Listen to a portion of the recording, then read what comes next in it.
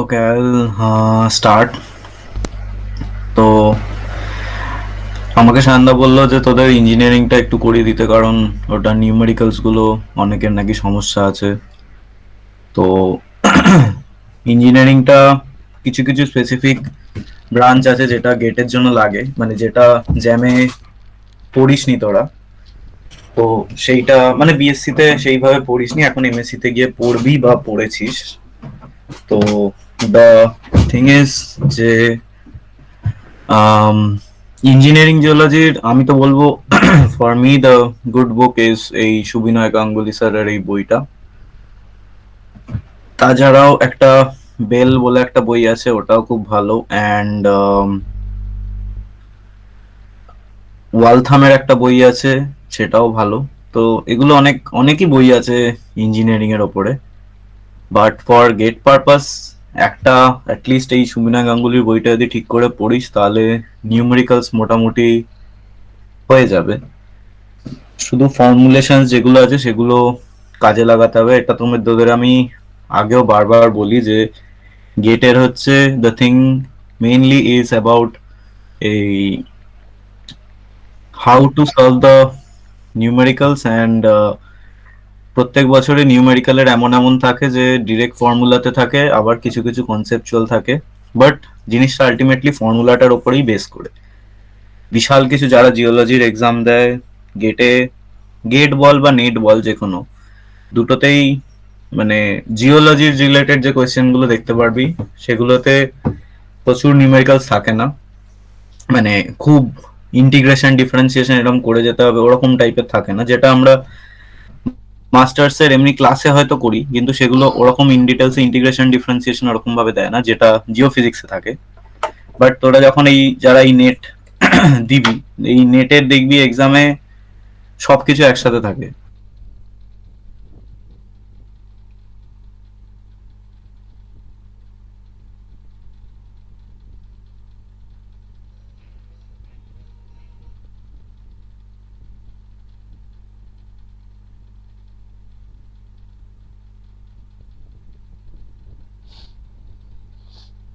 Net exam যেটা বোধহয় December না জানুয়ারিতে হবে বোধহয়, মোস্ট প্রবলি। তো সেই নেটের সিলেবাস যা আছে সেটা পুরো হোল জিওলজি, জিওফিজিক্স, ওশনোগ্রাফি সবকিছু, যেহেতু ওটা আর্থ সায়েন্সের এক্সাম। তো please choose the questions wisely. বারবার বলছি, দেখবি 80টা কোয়েশ্চেন যেটা লাস্টের গ্রুপ সি তে থাকে সেগুলো একটু একটু ডিফিকাল্ট থাকে, কিন্তু ওই কোয়েশ্চেন গুলো 4 মার্কস এর হয়। মানে তিনটে গ্রুপ হয়, A B C. A portion is about aptitude and ওই হালকা ফুলকা ইংলিশ, মেনলি অ্যাপটিটিউডই এখন দেয়। B portion is about 2 marks questions and C portion is about 4 marks questions. ঠিক আছে? তো তোমাদেরকে এটা করতে হবে যে এইখানে যেটা চুজ করবে সেটা খুব ওয়াইজলি চুজ করতে হবে। ঠিক আছে? যে এই দুটো পোর্শনে চুজিংটা খুব ইম্পর্টেন্ট, কারণ এইটাতে তো সবচেয়ে বেশি ইম্পর্টেন্ট। কারণ এটাতে 100টা কোয়েশ্চেন থাকে, 25টা করতে হয়। ঠিক আছে? 25টা করতে হয় আউট অফ 100টা কোয়েশ্চেন। তো বুঝতে পারছিস যে তোকে সেই লেভেলের ইয়েটা রাখতে হবে যে সরি 80টা কোয়েশ্চেন, সরি 80টা question, sorry, out of 80 you have to do 25 questions, যেটা হচ্ছে 200 মার্কসের মধ্যে এই পার্টটাই হচ্ছে 100 মার্কস। ঠিক আছে? তো চেষ্টা করিস যে পরীক্ষার হলে যাতে অ্যাপটিটিউড পোর্শনটা খুব তাড়াতাড়ি সলভ হয়ে যায়। তাহলে এই সব কোয়েশ্চেন গুলো দেখাটা is very important for net examination. কারণ এই লাস্ট যে পোর্শনটা সেটার কার কি কোডের পেপার পড়বে কেউ জানে না। ঠিক আছে? কোড তো ডিফারেন্ট হয় পেপারে সবার। তো তোর যে কোডটা পড়েছে সেই কোডটাতে হয়তো সি পোর্শনের যে ইজি কোয়েশ্চেন গুলো সেটা সবার লাস্টে আছে। ঠিক আছে? আর যেগুলো হার্ড হার্ড কোয়েশ্চেন সেগুলো প্রথমের দিকে আছে। তো তুই সি এর প্রথম কোয়েশ্চেন গুলো সলভ করতে গিয়ে দেখলি এ বাবা এত বিশাল কঠিন, কিছুতেই পারছি না। তো সেরকম যদি সিচুয়েশন হয় দয়া করে ঘাবড়ে আস না, মনে রাখিস এখানে এতগুলো কোয়েশ্চেন বাকি আছে, তো সেগুলো তোকে সবকটা কোয়েশ্চেন দেখতে হবে। আর এই পোর্শনেও এমন অনেক কোয়েশ্চেন থাকে যেটা is really very straight forward, কিচ্ছু মাথা খাটাতে হয় না, একদম পাতি কথায় মানে স্ট্রেট ফরওয়ার্ড একদম কোয়েশ্চেন, কিন্তু অনেকে হয় সেই কোয়েশ্চেন গুলো দেখারই সময় পায় না, কারণ time bound exam, this is a time bound exam, so people don't get the chance to see all the questions together. মানে সবকটাকে একসাথে দেখাটা অনেকের পক্ষেই, আমি অনেকেই শুনেছি আমি সব কোয়েশ্চেন দেখি, বা এ বাবা এই কোয়েশ্চেনটা ছিল এরকম টাইপের। তো দয়া করে টাইম ম্যানেজমেন্টটা করিস পারলে। লাস্ট যে কয়েকটা নেটের এক্সাম যেগুলো সেগুলো নিজেরা দিয়ে শুরু কর, যারা সিরিয়াসলি নেটের জন্য প্রিপেয়ার করবি। অ্যান্ড দ্য স্টুডেন্টস হু আর মানে মাস্টার বোধহয় থার্ড সেমিস্টার মোস্ট প্রবাবলি, ইয়া, সো মাস্টার্স থার্ড সেমিস্টারে যারা ঢুকতে পারছিস তারা, প্লাস যারা মাস্টার্স পাস করে গেছি তারাও, তারা প্লিজ এই যারা নেট নিয়ে সিরিয়াস, তাহলে দয়া করে এখন থেকে একটু নেটের আগে কোয়েশ্চেন গুলো সলভ কর। জাস্ট মেইনলি সোল পারপাস হচ্ছে টাইম ম্যানেজমেন্টটা সবার আগে, অ্যান্ড তারপর হচ্ছে কোয়েশ্চেনের ভেরিয়েশনস। নেটের কোয়েশ্চেন কিন্তু ঘুরিয়ে ফিরিয়েও আসে অনেকবার, জাস্ট অপশনের ওপর বেস করে। নেটের প্রচুর কোয়েশ্চেন এদিক ওদিক ঘুরিয়ে ফিরিয়ে আসে, ঠিক আছে, মানে একই টাইপ অফ কোয়েশ্চেন একটু জাস্ট চেঞ্জ করে দিয়ে অন্যটা কি হবে এরকম টাইপের একটা। তো সেই জন্য বারবার বলছি, নেটের জন্য করতে গেলে যদি নেট সত্যিকারে পেতে চাস তাহলে এখন যে কদিন টাইম আছে দয়া করে লাস্ট ইয়ার গুলো প্র্যাকটিস কর। যে কোয়েশ্চেন যেগুলো আটকাবে সেগুলোর অ্যান্সার যদি নিজেরা খুঁজে বার করতে পারিস তো গুড, না বুঝতে পারলে বা না পারলে জিজ্ঞেস কর আমাকে বা সায়নদাকে, কোনো অসুবিধা নেই। মেবি হয়তো একটু লেটে অ্যান্সার আসতে পারে from my side, but yeah I will give the answer, but maybe একটু লেটে আসতে পারে, বা আমি হয়তো ভুলে যেতে পারি, কেন I am sorry for that. But যদি নিজেদের কোনো সমস্যা থাকে তাহলে কোয়েশ্চেন আটকায় তাহলে সেগুলোকে বলিস, কোনো অসুবিধা নেই, but please try to solve the questions for NET as well as for GATE also. গেটও কিন্তু এখন অলরেডি আজকে নভেম্বর 6 হয়ে গেছে এখানে, মানে তোদের ওখানে 5, তো দিস ইজ অলমোস্ট নভেম্বর। তা হাতে আছে নভেম্বরটা, ডিসেম্বর আর জানুয়ারি। তো এই 3 মাসের মধ্যে যতটা পারিস রিভাইজ কর, সিরিয়াসলি পড়। ইন্ডিয়া ওয়ার্ল্ড কাপ আবার খেলবে, কোনো অসুবিধা নেই, কিন্তু তোর গেট এক্সাম আর আসবে না, মানে যেটা প্রিপেয়ার হয়ে যেটা দিতে হবে। এবার তুই বলবি গেট তো প্রত্যেক বছরই হয়, কিন্তু প্রিপারেশনের যে ব্যাপারটা সেটা কিন্তু যখন ফ্লোতে থাকছিস তখন ফ্লোতে থাকছিস, যেই ফ্লো থেকে বেরিয়ে যাবি তখন কিন্তু জিনিসটা আস্তে আস্তে ইম্পর্টেন্স কমতে থাকবে তোর উপরে। সেই জন্য বলছি যে please try to solve it এখন থেকেই।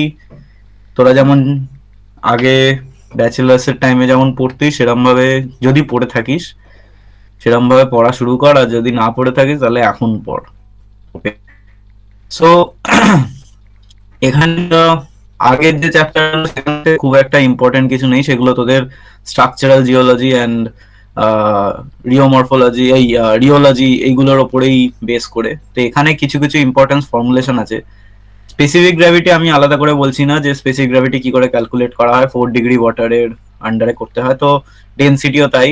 তো আমি স্পেসিফিক গ্র্যাভিটি আর ডেন্সিটিতে আসছি না, বাট আমাদের যেটা করতে হবে সেটা হচ্ছে মানে there are different testing of rock strength, ঠিক আছে। রকের যে strength of the rock that is measured by different type of testing, মানে নানা রকম টেস্ট করা হয় to measure the strength of the rock, ঠিক আছে। যে কম্প্রেসিভ স্ট্রেংথ বল বা শিয়ার স্ট্রেংথ বল বা টেনসাইল স্ট্রেংথ বল, সেটা মেজার করার জন্য মানে ক্যালকুলেট করার জন্য দেয়ার are different types of measures, নানা রকম টেকনোলজি বা নানা রকম প্রসেসেস ইউজ করা হয়, যেগুলো আমাদের যারা প্রত্যেকজন যারা ইঞ্জিনিয়ারিং জিওলজিতে কাজ করে, ইঞ্জিনিয়ারিং জিওলজিস্ট হয়, তারা এইরকম গুলোকে করতে থাকে। এখন অনেক অনেক ইজি এগুলো হয়ে গেছে, এখন আর এরকম হাতে বসে বসে ক্যালকুলেট করতে হয় না, কিন্তু আগেকার দিনে এগুলোকে হাতে বসেই ক্যালকুলেট করতে হতো, কিন্তু এখন সফটওয়্যারে ফেললেই ইজিলি হয়ে যায়। বাট সবার প্রথমে যেটা ইম্পর্টেন্ট একটা টেস্ট, যেটা হচ্ছে এই পয়েন্ট লোড টেস্ট, ঠিক আছে। ডিপেন্ডিং আপন না পয়েন্ট অন দ্য রক, মানে একটা রকের ওপরে, মানে এটা একটা পোর্টেবল ইনস্ট্রুমেন্ট, এটাতে রকের একটা স্পেসিফিক স্যাম্পল নিয়ে সেটার পয়েন্টের মধ্যে স্ট্রেস ক্যালকুলেট করা হয় যে কতটা স্ট্রেংথ অফ দ্য রক কিরকম। তো সেটাতে আমাদের দুটো ফ্যাক্টর কাজ করে, একটা হচ্ছে পি হচ্ছে এই ফেলিয়ার লোড, আর ডি হচ্ছে distance between the two plates. ঠিক আছে, মানে এই দুটো প্লেট। তো এই সেইটা হচ্ছে পয়েন্ট লোড ইন্ডেক্স। ঠিক আছে, যে কতটা স্ট্রেংথ অফ দ্য রক কিরকম সেটাই ইন্ডেক্স ওয়াইজ যে ভ্যালুটা আসবে সেটা ক্যালকুলেট করা হয়। ঠিক আছে, তো এটার ইউনিট হচ্ছে কেজি পার সেন্টিমিটার স্কোয়ারে আসবে। ঠিক আছে, এই ভ্যালুটা। তো তোমাদেরকে যেটা করতে হবে সেটা হচ্ছে যে এটার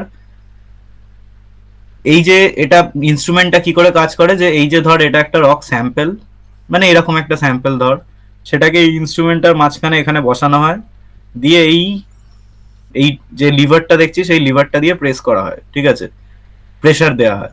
তো তাতে কি হয় যে উপর থেকে যখন প্রেসার আস্তে আস্তে পড়তে থাকে তখন কোনো একটা টাইমে গিয়ে মানে রকটা স্ট্রেংথ যতটা ততটা অব্দি উইথস্ট্যান্ড করতে পারে, তারপরে রকটা ব্রেক হয়ে যায়। যতটা ওর ফেলিয়ার যতটা ওর ফেলিয়ার পয়েন্ট তার আগে অব্দি ও উইথস্ট্যান্ড করবে, তারপরে স্যাম্পলটা ভেঙে যাবে। তো সেই পয়েন্টটা যেখানে দ্য রক ফ্র্যাকচার্স, সেটা হচ্ছে এই ফেলিয়ার লোড, সেই ভ্যালুটা সেই প্রেসারের এই যে এখানে প্রেসার ইনস্ট্রুমেন্টে যে ভ্যালুটা আসবে সেটাকে ক্যালকুলেট করা হয় পি হিসেবে। আর ডিটা হচ্ছে এই দুটো, তখন এইটা তো কমতে থাকবে ডিস্টেন্স, যত প্রেসার বাড়াবে তত এই ডিস্টেন্সটা কমতে থাকবে যত রকটা স্ট্রেংথ হবে। তো যেখানে গিয়ে রকটা ব্রেক করবে সেই ডিস্টেন্সটা সেটাকে এই স্কেলের ওপরে ক্যালকুলেট করা হয়। ঠিক আছে, দিয়ে সেই ভ্যালুটাকে নিয়ে তখন পয়েন্ট লোড ইন্ডেক্স বার করা হয়, যে এই রকটার পয়েন্ট লোড ইন্ডেক্স স্ট্রেংথ হিসেবে রকটার কত কি রকম স্ট্রেংথ। ঠিক আছে, তো দিস ইজ, তোমাকে যখন এক্সামে তোকে যখন দেবে তখন তোকে just you will be given for the P value বা ডি ভ্যালু দেওয়া থাকবে, অর আইএস ভ্যালু দেওয়া থাকবে। So if you don't know এই ফর্মুলা যে পি বাই ডি স্কোয়ার, বা এই ফর্মুলাটা যদি তুই না জানিস, তুই পরীক্ষার হলে কোনোদিনই অঙ্কটা সলভ করতে পারবি না। তোমাদের যেটা করতে হবে এই ফর্মুলেশনটা জানতে হবে, যে first important formula for rock testing, এটা হচ্ছে পয়েন্ট লোড ইন্ডেক্স বা পয়েন্ট লোড টেস্টও বলা হয় এটাকে। তো কোয়েশ্চেনে ভালো করে দেখবি যে তোকে কি টাইপ অফ টেস্টের সলভ করতে চেয়েছে। তোকে ডিস্টেন্স দেয়া আছে, তোকে ফেলিয়ার লোড প্রেসার দেয়া আছে, দিয়ে তোকে কি বার করতে দিয়েছে, পয়েন্ট লোড নাকি ব্রাজিলিয়ান, কি বার করতে দিয়েছে, সেই অনুযায়ী ফর্মুলায় বসাবি। ঠিক আছে, so this is one of the formula, okay, and one of the test. Next টেস্টটা কি, সেটা হচ্ছে ইউনিঅ্যাক্সিয়াল কম্প্রেসিভ স্ট্রেংথ, মানে মেজারমেন্ট, যে একটা সার্টেন অ্যাক্সিসে কম্প্রেসিভ স্ট্রেংথ কি মানে কিরকম হতে পারে একটা রকের। তো সেটা আমরা নর্মাল ফোর্স পার প্রেসার পার ইউনিট এরিয়াতে কম্প্রেসিভ স্ট্রেংথটাকে আমরা বার করতে পারি স্ট্রেস হিসেবে, মানে একটা স্ট্রেংথ বা স্ট্রেস কম্পোনেন্ট হিসেবে আমরা একটা ইউনিঅ্যাক্সিয়াল মানে ডিরেকশনে আমরা জিনিসটাকে বার করতে পারি। তো সেটা নর্মাল যে স্ট্রেসের ফর্মুলেশন সেটা আমরা এটা জানি এই কম্প্রেসিভ স্ট্রেংথে, কারণ এটা নিয়ে আমরা স্ট্রাকচারালে করেছি। তো কম্প্রেসিভ স্ট্রেংথের আলাদা করে কিছু নেই। ট্রায়াক্সিয়াল হলে তিনটে পাতি অ্যাক্সিস আসবে, মানে এ এর ভ্যালু এই এরিয়ার ভ্যালুটা তিনটে পাতি অ্যাক্সিস আসবে, অন্য আর কিছুই নয়। ঠিক আছে, and next is the Brazilian test for the tensile strength of the rock. এটাতে সিমিলার টাইপেরই, এটাতে হচ্ছে রকটাকে একটা ডিস্ক হিসেবে, মানে একটা এরকম সার্কুলার ডিস্ক হিসেবে কেটে নেওয়া হয়। ঠিক আছে, দিয়ে সেটার ওপরে মানে ওই ওপর থেকে ডায়ামেট্রিক্যালি এইরকম ভাবে চাপ দেওয়া হয়, এটাকে এখানে যে ডিরেকশনটা দেওয়া আছে এইভাবে চাপ দেওয়া হয় to understand the point where the rock breaks. ঠিক আছে, ফেলিয়ার পয়েন্ট। তো সেই ফেলিয়ার পয়েন্ট দেখে তখন এই ফর্মুলা অনুযায়ী সেই রকটার বার করা হয় যে টেনসাইল স্ট্রেংথ কত রকটার। ঠিক আছে, তো সেখানে P is the same the failure pressure, the load failure pressure P, and sigma যেটা সেটা মেগাপাস্কালে আসে। ঠিক আছে, and L is the length. ঠিক আছে, and D is the diameter of the complete এই ডিস্ক যেটা, আর এই ডি যে ডায়ামিটারটা, this is in the form of millimetre. ঠিক আছে, এই ডি ডায়ামিটার যেটা, this is in the form of millimetre, তবেই এই যে ইকুয়েশনটা সেটা কামস ইনটু প্লে। ঠিক আছে, মানে তবেই এই জিনিসটা মেগা পাস্কালে আসবে। ঠিক আছে, ইউনিট খুব ভালো করে মানে খেয়াল রাখিস, ঠিক আছে, যে ইউনিটটা কি হবে, মানে ইউনিটটা কি আছে, বিকজ ব্রাজিলিয়ান টেস্টের ফর্মুলা এখন যত দিন যাচ্ছে লোকজন তো বই টইয়ের অ্যাক্সেস বাড়ছে, যেহেতু internet is very much like available to everyone, তো সেই জন্য লোকের অ্যাক্সেস প্রচুর বেড়ে গেছে এখন।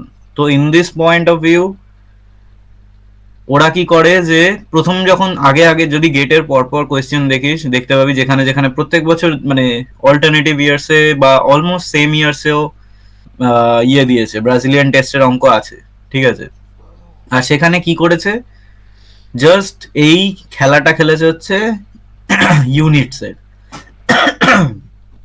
তো এই মেগা পাস্কাল থেকে পাস্কাল, তারপরে পাস্কাল থেকে বার, ঠিক আছে, এই ছোটখাটো কনভারসেশন গুলো ভালো করে মাথায় রাখিস।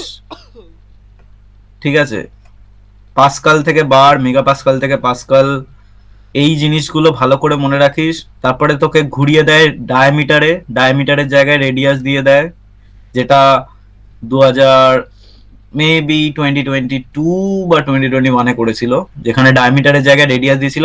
আমার অনেক বন্ধুরাই ডায়ামিটারের জায়গায় মানে রেডিয়াসটাকে আর ডায়ামিটারে কনভার্ট না করে অঙ্কটা করে এসেছিল। ঠিক আছে, আমারই অনেক বন্ধুদের দেখেছি আমি। তো সেই জন্যই বলছি ডি আছে মানে এটা diameter, this is not radius. তো রেডিয়াস ওখানে অঙ্কটা তোকে রেডিয়াস দিয়ে দেওয়া থাকবে। ঠিক আছে, তো সেখানে যদি রেডিয়াস দেওয়া থাকে তাহলে ইন্টু 2 করবি ডায়ামিটারের জন্য। তারপরে ডায়ামিটারটা মিলিমিটারে আছে, অনেক সময় সেন্টিমিটারে দেওয়া থাকে, সেটা মিলিমিটারে কনভার্ট করবি, দিয়ে তারপরে এই অঙ্কটা সলভ করবি। তো খেলাটা অঙ্ক এখন সবাই ওরা বুঝতে পারে যারা গেটের কোয়েশ্চেন বানায়, তারা তো আর ঘাসে মুখ দিয়ে চলে না। নাও দে নো যে আমরা মানে বই খাতা পড়তে শুরু করেছি, তো তখন তারা কি করে যে ইউনিট নিয়ে খেলে। The only game is about the units. মানে দেখ তোদের আমি এতগুলো যে ফর্মুলেশনস বা যা বলছি, আই উড এক্সপেক্ট যে প্লিজ দয়া করে এতগুলো ফর্মুলেশন শেখার পরেও বা নিউমেরিক্যাল সলভিং ক্যাপাবিলিটি থাকা সত্ত্বেও ইউনিটে গিয়ে বা রেডিয়াস ডায়ামিটারে গিয়ে ভুল করে আসিস না। অঙ্কটা জানিস না, পারলি না, that is a completely different issue. ঠিক আছে, দ্যাট ক্যান হ্যাপেন, সবাই সবকিছু জানতে পারে না এক্সাম হলে, কিন্তু যেটা জানিস সেটা রেডিয়াস ডায়ামিটার অ্যান্ড ইউনিট, এইগুলোই ভুল করে আসিস না দয়া করে, তাহলে খুব খারাপ লাগবে। কারণ আমি এটা বারবার তোদের সবাইকে ওয়ার্ন করি, কারণ আমি এটা চাক্ষুষ দেখে এসেছি প্রচুর লোককে, আমিও করেছি 1-2 বার, আমিও কোনো মানে বিশাল একটা কিছু নই, আমিও ভুল করে এসেছি এগুলো, সেই জন্যই আমি এক্সপিরিয়েন্স করেই বলছি জিনিসগুলো। Okay, so this is about the Brazilian test, যেটা এই ডায়ামেট্রিক্যালি একটা স্পেরিক্যাল ডায়ামিটার মতো কেটে এটার টেনসাইল স্ট্রেংথটা মাপা হয়। অ্যান্ড ওটার আগে যেটা পয়েন্ট লোড টেস্ট, সেটা হচ্ছে কি পয়েন্টের ওপরে বেস করে, যেটা আমরা দেখেছিলাম, দেখ কোথায় গেল, দেখ দুটো পয়েন্টের ওপরে বেস করে প্রেসারটা দেওয়া হচ্ছে, এই দুটো পয়েন্টের ওপরে, সেই জন্য this is known as point load test. আর কম্প্রেসিভ স্ট্রেংথ আমরা জানি, যেটা রকটাকে কম্প্রেস করলে যতটা ওর স্ট্রেংথ অফ অ্যাকুমুলেশন। ঠিক আছে, তারপরে যেটা আমাদের নেক্সট যেটা লাগবে, দ্যাট ইজ, আচ্ছা এই রিওলজি জিনিসগুলো আমি আর রিপিট করছি না, যে stress by strain, Young's modulus, এই যখন এটা পড়াচ্ছি আমি তখন এটাও বলে দিচ্ছি, রিওলজির যে জিনিসগুলো, ইয়াংস মডিউলাস, বাল্ক মডিউলাস, এই যা যা মডিউলাস আছে সেগুলোর প্রত্যেকটার ফর্মুলা যেন সবার মনে থাকে। ঠিক আছে, যা যা এগুলো এটা দেখবি, যে কোনো হ্যাকেনফসেন বইটাই যদি খুলিস, হ্যাকেনফসেনের বইয়ে রিওলজি চ্যাপ্টারে খুব সুন্দরভাবে প্রত্যেকটা ফর্মুলেশন দেয়া আছে। ঠিক আছে, অ্যান্ড ওই রিওলজি চ্যাপ্টারটাতে, আচ্ছা তোদের কি স্ট্রাকচারাল করানো হয়েছিল? মনে নেই, আমরা তোদের স্ট্রাকচারাল হয়েছিল, সায়নদা কি স্ট্রাকচারাল করিয়েছিল তোদের? नहीं हुआ है भैया। আচ্ছা, structural didn't happen, okay, so so maybe তখন if the structural didn't happen yet, then I think তোদের স্ট্রাকচারাল হবে। তো when the structural is gonna take place, তখন এই rheology the things will come into play. But as you know যে rheology পার্টে there are, if you মানে এখন যদি if you are preparing for net now, so rheology থেকে question আসবেই। I guaranteed you, মানে I guarantee you now যে you will face question from rheology, তোদের rheology থেকে কোয়েশ্চেন আসবেই। মানে rheology থেকে the questions will be like যে there will be some graphs given, সেই graphs এর যে plots দেখবি Hackenfossen বইটাতে there are different types of rheological graphical plots, please go through them, যদি এর মধ্যে করানো হয় যদি হয়ে যায় তাহলে ভালো, জাস্ট ইন কেস যদি নেটের আগে যদি the net that is going to take place তার আগে by any case যদি না হয়, then please ওই রিওলজি চ্যাপ্টারের ওই হ্যাকেনফসেনের রিওলজির যে গ্রাফস গুলো সেগুলো ভালো করে ফলো করি, দেখবি if you try to solve the exam questions from net, দেখবি এই রিওলজি গ্রাফের উপরে প্রচুর অঙ্ক, মানে জাস্ট গ্রাফিক্যাল কোয়েশ্চেন আসে, ঠিক আছে। and there you will find about this Young's modulus, bulk modulus, সেগুলো প্রত্যেকটার ফর্মুলা খুব সুন্দরভাবে দেয়া আছে। তো সেখানে ফর্মুলেশনস গুলো জাস্ট যখন এই ইঞ্জিনিয়ারিং এই পার্টটা করাচ্ছি রিওলজিক্যাল, তো তখন ওই ফর্মুলা গুলো খেয়াল রাখিস, এই যে lateral strain by axial strain, মানে পয়জনস রেশিও যেটা, তারপরে ইয়াংস মডুলাস, এই all of the things, bulk modulus, এই সব all of the things please go through them. Okay, so and the next important thing is about the rock quality designation. So what is this? This is just যে when the geologists, when they do some drilling, তো তারা কি করে যে drill যখন করা হয় তখন যে ড্রিল করে যে রক কোর্স যেগুলো উপরে উঠে আসে, they are not always intact. If you guys have gone to fields, I think you all have gone to some economic geological field, so there you can find some like যেখানে যদি কোনো core accumulation specimen যদি দেখে থাকিস, you will see যে the things are like this, মানে এরকম এক একটা সিলিন্ড্রিক্যাল এরকম কোর হিসেবে ভাঙা ভাঙা কোর স্পেসিমেন হিসেবে একটা পুরো এরকম ট্রের উপরে রাখা আছে, ইউ ক্যান সি দ্যাট। তো সেই যে এই কোর স্পেসিমেন্স গুলো তারা তো আর একদম কমপ্লিট একটা স্ট্রাকচার নয়, তারা দেখবি ভেঙে যাওয়া স্ট্রাকচার। তো এই যে ভেঙে গেছে, এই যে ব্রোকেন পার্টস অফ দ্য, এই যে the core specimens get broken into different parts, the reason behind this যে the rock structures have their own joints and fractures inside them, right? So when there are some joints or fractures, so they get destroyed when there is a pressure, but when there is a stress activity going on in that region. Okay, so so সেই যে যখন ভেঙে যাচ্ছে জিনিসগুলো, তো তখন আমাদের তো সেটাকে ক্যালকুলেট করতে হবে যে হোল রকটা রক স্ট্রেংথ কি রকম, what is the complete rock strength of the whole column, and we do that with respect to the rock quality designation index বা রক কোয়ালিটি মেজার্স, ঠিক আছে। এই যে রক মাস ক্লাসিফিকেশন বা এই যে rock quality classification, this is done by this specific formulation. এটা কিন্তু ভেরি ইম্পর্টেন্ট ফর্মুলেশন, এটার থেকেও গেটে কোয়েশ্চেন দেয় অ্যান্ড নেটেও কোয়েশ্চেন থাকে ফ্রম দিস পোর্শন, যে the ন্যাট comes with respect two different rock specimen, হয়তো তোকে টেবিল চার্ট হিসেবেও দেওয়া থাকতে পারে, or else it can be given like a graphical বা একটা diagrammatic figure where you will be given the length of each of a core, মানে তোকে ধর একটা কোর এরকম দিয়ে দিল আর একটা কোর এরকম দিয়ে দিল, and they will give you the length of each of the cores, ঠিক আছে, and তোকে বলে দেবে যে complete length of the drilling যেটা হয়েছে, the total length of the complete drilling সেটা কতটা, মানে টোটাল কতটা ড্রিল বিটটা গেছিল, সেই total লেন্থটা, the whole length up to which the drill bit went, you will be given that. তো তার মানে কি যে that is the total length, and এই যে সেই টোটাল লেন্থের মধ্যে থেকে they got this broken parts of rock core specimens. ঠিক আছে, তো এই যে ডিফারেন্ট রক কোর স্পেসিমেন্স পাওয়া গেল ওই ড্রিল বিটটার কোরিং এর থেকে, মানে ড্রিলিং এর থেকে, তো সেখানে হোয়াট উই কনসিডার যে the total length of the cores are 10 centimeter or more obviously হতে হবে। যে যে টোটাল যে লেন্থ পাওয়া গেছে এই যে রক কোর যেগুলো, সেই টোটাল লেন্থ যাতে 10 সেন্টিমিটারের বেশি হয়। যদি না হয় তাহলে there is no RQD calculation.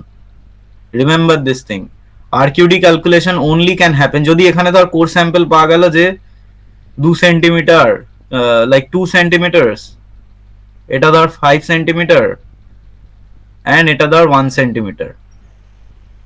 তো তার মানে কি হলো 5 to 7 8 সেন্টিমিটার। তো 8 সেন্টিমিটার যদি টোটাল কোর লেন্থ হয়, তো there is no rock quality designation happening. That can not be done in this situation, কারণ this is a very negligible portion of study that can take place. মানে এইটার রেসপেক্টে আমরা RQD calculate করতে পারি না, we can not do that. মানে 8 centimetre মানে বুঝতে পারছিস একটা সয়েলের মধ্যে জাস্ট 8 সেন্টিমিটার মাটি খোঁড়া, সে তো আমি নিজেই এখানে কোদাল চালিয়ে খুঁড়ে দেবো 8 সেন্টিমিটার। তো সেটার জন্য that is not like a prominent way to calculate. So the main criteria about this যে total core length should be greater than 10 centimeter, ঠিক আছে, or মানে greater বা equals to, এটা মনে রাখিস greater or equals to, ঠিক আছে। the core strength যদি আমি core length যদি total core length যদি x ধরি বা tx ধরি, tx should be greater than or equals to 10 centimeter. Okay, and তোকে কি করতে হবে যে এই যে টোটাল কোর লেন্থ গুলো আলাদা দেওয়া থাকবে সেগুলো প্রত্যেকটাকে অ্যাডিশন করবি। You just have to add all the core length like this and divided by the total core the total core running distance বা total length of the core run, সেটা একটা that will be given to you in a different value. তো for example এই অঙ্কটায় দেখ, for this এখানে একটা example আছে যে একটা 300 সেন্টিমিটার লং রান হয়েছে of a core were different core lengths have been observe to be 28, 43, 34, 0 and 48, ঠিক আছে। তো you have to just calculate that by the total length into 100, that is the rock quality designation index. That is very easy, I think you can get into it. So depending upon this যে এই ইন্ডেক্সটা যদি 25 এর মধ্যে হয় তাহলে সেই অনুযায়ী poor, আর 90 থেকে 100 এর মধ্যে হলে এক্সিলেন্ট। তো this index has a specific range, যে এই রেঞ্জের মধ্যে পড়লে এটা কি হতে পারে। তা I would suggest you along with remembering this formulation, just এটা একটা মনে রাখিস, কারণ আই ডোন্ট নো যে নেটে কিরকম আসতে পারে। যদি তোকে দিয়ে দেয় যে এরকম একটা এই গল্প আছে, তো what is the description of বা what is the type of rock quality, তো তখন তোকে ভেরি পুয়ার, ফেয়ার, গুড এর মধ্যে যদি option, if there are 4 options between very poor, fair and good, you will be confused, ঠিক আছে। So in that situation, just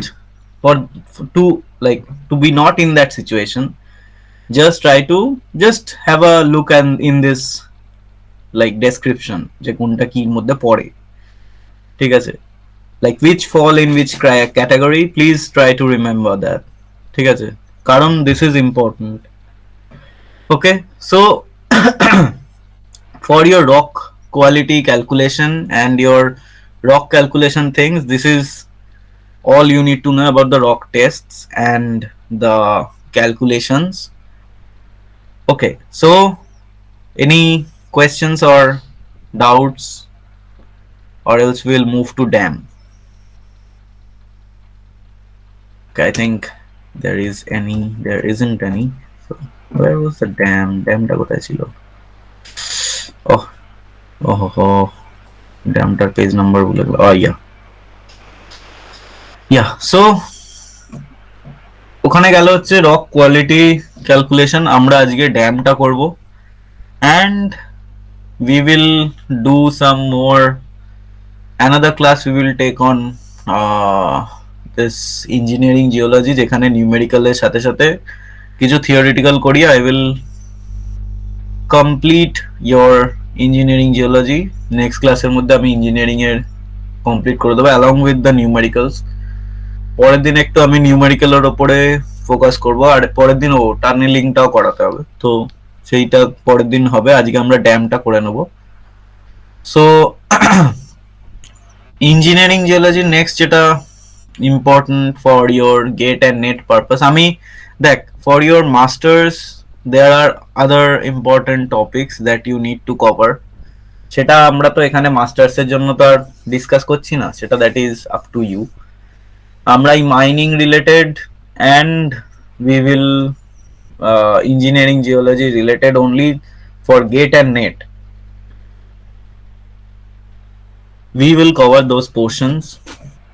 And যদি ভালো, if you want to get some good ranks or good marks, please try to follow the things, at least the things that I tell you. আমি খুবই easy ভাবেই I try to tell you, but I would expect at least you do that and then do more, obviously. Okay, so dams are another important engineering structure যেটা আমরা প্রত্যেকেই মানে জানি বা we all have seen to some extent. For your NET examination, I would tell you যে পারলে if you can then Google, or যদি Google করার সময় না থাকে তাহলে পারভিন সিং এর একটা ইঞ্জিনিয়ারিং জিওলজির বই আছে,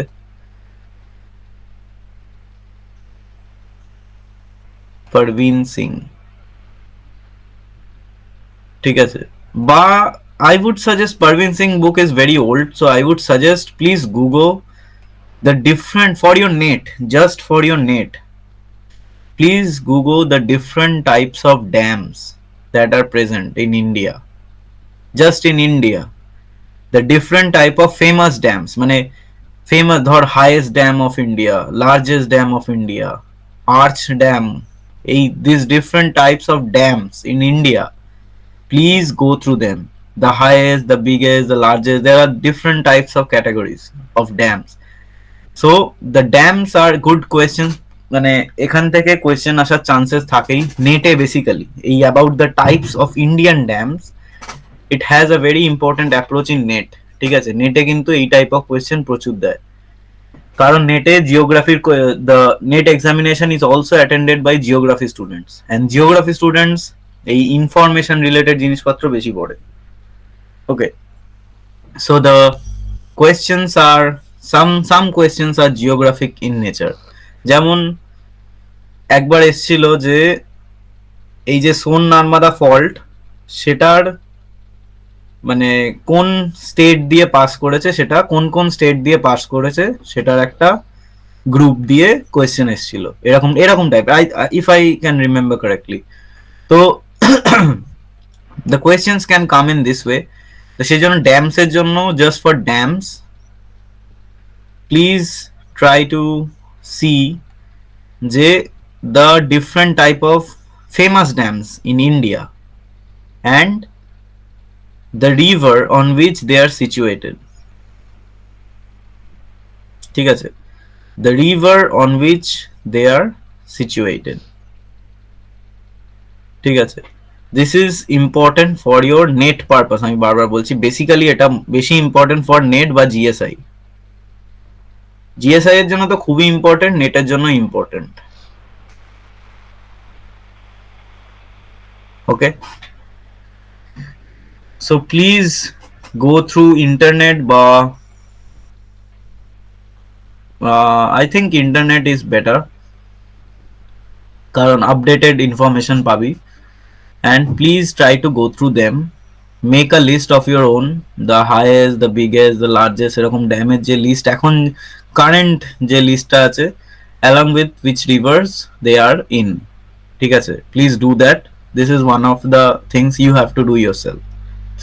Okay, So dams are a great important hydraulic structure type which is made up of some impervious materials and যেটা একটা রিভার বা ওয়াটার স্ট্রিমের অ্যারাউন্ডে বিল্ড করা হয় mainly dipping on the upstream side ঠিক আছে that is to store the water as a reservoir আর যেটাতে there are different functions of dam এটা তো basic geology related there are different functions of a dam যে to help in water supply some dams are used in hydroelectricity some are used in flood navigation বা fishing বা কিছু কিছু for recreation মানে কিছু ড্যামকে রিক্রিয়েটিভ বানিয়ে দেওয়া হয় যাতে টুরিস্টিক স্পট হিসেবে ট্রিটেড হয় mainly mostly all the dams are the famous dams are used as tourist spots as well কারণ সেখানে লোকে দাঁড়িয়ে ছবি টবি তোলে মানে the water is very good to see এরকম টাইপের there are different like types of usage for a dam ঠিক আছে তো ড্যামের নানা রকম পোর্শন থাকে the dam has this the cross sectional structure of dam can be triangular or trapezoidal in nature ঠিক আছে আর একটা দিকে আপস্ট্রিম সাইডে রিজার্ভয়ার হিসেবে ওয়াটার যেটা রিভার ওয়াটার যেটাকে আটকে দেওয়া হয় that is present in the reservoir side if you go to any dam you can see this type of structure যেখানে দেয়ার আর এই ওয়াটার চ্যানেলস থাকে আউটলেট হিসেবে when there is needed in certain time of the day the water is like thrown out from this outlet ঠিক আছে না হলে আবার এই আউটলেট গুলো ক্লোজ করে দেওয়া হয় দিয়ে if you go to Maithon মানে I don't know whether if you have gone to Maithon but Maithon এ একদম এই নিচের এই জায়গাটাতে this place where the downstream side there the people go there for recreation mainly ঘুরে বেড়ায় the people take photographs and everything and on this side is the reservoir side and you can see this type of structure in any type of dams normally they don't allow to stay in this area because the water can come out from the outlet anytime when they want so if you are standing there taking some photographs you will be completely flown away like floated away so this is about a dam this is a very childish discussion the dams can be of different types there are many types of dam mainly the concrete dam masonry dam rockfill dam and earth dam তো এখানেও there are you can see যে এখানে there are different types of dam এর মানে which is which type of dam সেটার একটা ছোটখাটো দেয়া আছে and you can go through this as well এটাও যথেষ্ট updated this is very updated but এখানে ওইটা দেয়া নেই যে which is highest which is largest ওই ব্যাপারটা দেয়া নেই but the state wise there are different dams কোনটা কোন স্টেটে that is given here and this can also come the state আমি মানে I face this problem যে I কোন একটা ড্যামের এক্সাম্পল কোন একবার দিয়েছিল একটা এক্সামে there it was given and which state it belong to it was given and I was so confused যে এটা কোন স্টেটের মধ্যে পড়ে so this is important the state in which it belongs to এখানে this has a like chart like this but here which is highest which is largest it is not given like that so please try to see by yourself in the Google but এখানকার reference নিতে পারিস about the state and everything okay so a concrete dam যেটা made of concrete these are of two types one is the mainly three types মানে gravity dam arch dam and the buttress dam these are the three types of concrete dams মানে made up of concrete materials ঠিক আছে so these gravity dams হচ্ছে যে মানে হাতে মানে যে হিউজ গ্র্যাভিটিটাকে মানে যে ফ্লোয়িং যে গ্র্যাভিটিটাকে সেটাকে স্ট্রেটলি মানে স্টপ করে ঠিক আছে and these are generally triangular or trapezoidal in nature বা cross section and their downstream side is straight mainly, মানে নর্মালি স্ট্রেট বা হালকা কার্ভ থাকে, ঠিক আছে। দ্য ডাউনস্ট্রিম সাইড একটা রেগুলার যা ড্যাম হয়, কংক্রিট ড্যাম, রেগুলার যেরকম ড্যাম দেখতে পাস, this is that type of dam. And this gravity dams are built on wide valleys, ঠিক আছে। This gravity dam are built on wide valleys and the foundation rock হচ্ছে কি, যেটা একদম central যে রকটা, যেটা ড্যামের সেন্টার অফ গ্র্যাভিটিটাকে কন্টেন করে, ঠিক আছে। দ্য রক উইচ বা the material which contains the centre of gravity of the dam, that is the like foundation rock. And the foundation rock of this gravity dams should be very strong, because by the name you can understand that this is a center of gravity related dam, মানে this dam is related on the center of gravity. তো সেই জন্য the water pressure, even if the water pressure is very high and the water stream is very wide in nature, these dams can provide very useful, like the Bhakra Nangal dam in Punjab,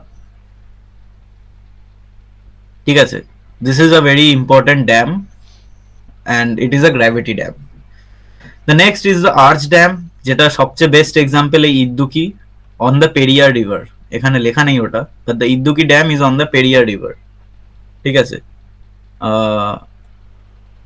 I'm not good with the spellings, I think, about Periyar, but I think it should be like this, something like this, Periyar river. Okay, so these arch dams are, as you know, as you understand by the name, these are in the form of an arch, ঠিক আছে।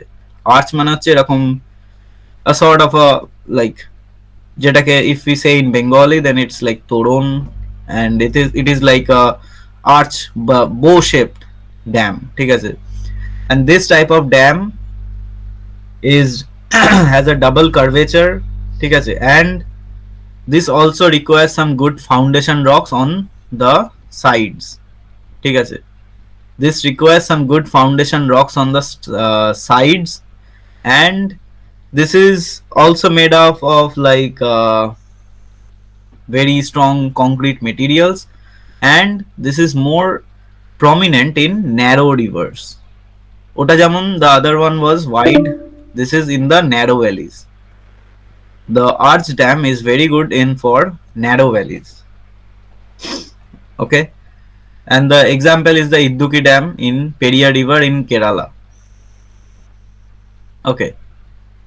And the buttress dam is nothing but a sort of a, মানে buttress are the small slabs, ঠিক আছে, যেটা upstream deep করে থাকে, and ধর yeah, like this, it is like this, মানে these are the buttresses, ঠিক আছে, upstream deep করে থাকে, and they try to be a support to this slab, ঠিক আছে। মানে এই যে ড্যামের যে এই পোর্শনটা, স্ল্যাব পোর্শনটা, সেটাকে it is like a support, সেই জন্য এই সাপোর্ট হিসেবে these are known as buttress dam. And the buttresses, remember, are upstream dipped,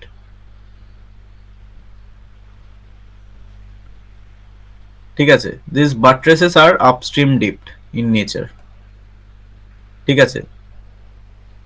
remember that thing, okay. So, and the next one is the masonry dam.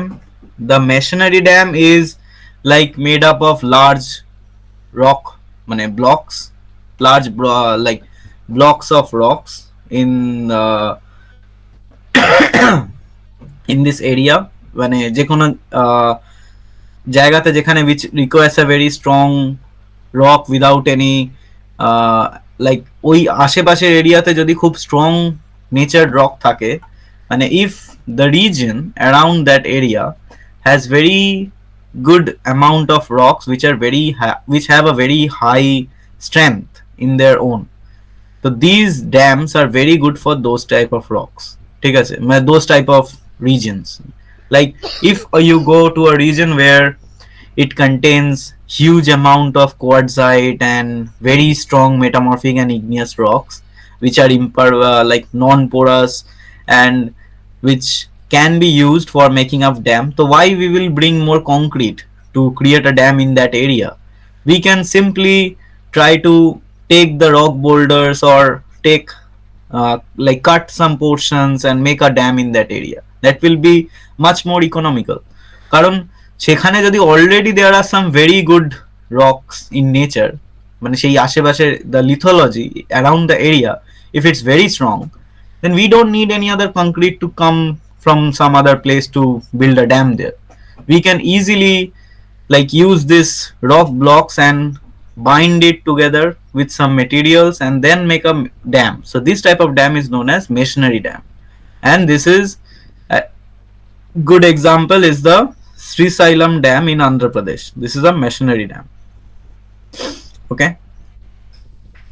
and the next is the rockfill dams, which are normal very weak dams, and their main criteria হচ্ছে these are trapezoidal in cross section.